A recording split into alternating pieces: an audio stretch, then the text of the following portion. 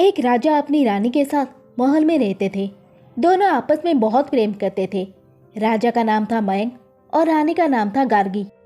अचानक राजा मयंक को न जाने क्या हुआ, उनका रानी गार्गी से मन भर गया। हुआ यह कि एक दिन उनके दरबार में एक ज्योतिष आए।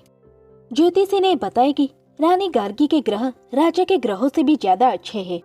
उन्होंने ये भी कहा कि हो सकता है कुछ वर्षों के बाद शासन रानी संभालने लगे। राजा को यह बात बिल्कुल भी अच्छी नहीं लगी। उसी दिन से वो रानी से ईर्ष्या करने लगे। एक दिन तो उन्हें इतना गुस्सा आ गया कि उन्होंने रानी को तुरंत महल छोड़कर जाने को कहा। वो रानी से बोले, हम चाहते हैं कि आप तुरंत ये राजमहल छोड़कर अपने माता पिता के घर चली जाए। रानी ये बात सुनकर बहुत दुखी हुई। उनको रोता हुआ देखकर राजा बोले, आपको ये महल और इसकी सुख सुविधाओं को छोड़ने में तकलीफ होगी। आप चाहे तो अपने सबसे प्यारी और मूल्यवान वस्तु अपने साथ ले जा सकते हैं, बस इससे ज्यादा हम आपको कुछ नहीं दे सकते।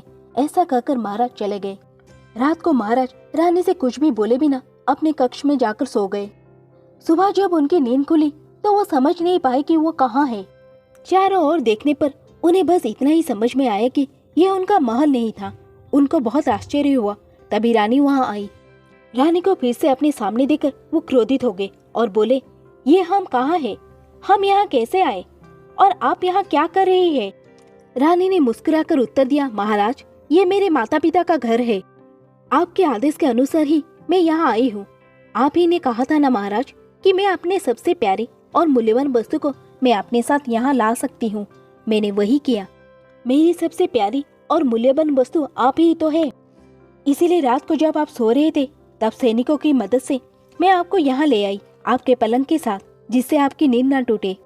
राजा ने जब ये बात सुनी तो वो भावुक हो उठे। उन्हें अपनी गलती का एहसास हुआ। उन्होंने रानी से माफी मांगी। राजा मयंक और रानी गार्गी अपने महल में लौट आए और सदा प्रेम से रहे।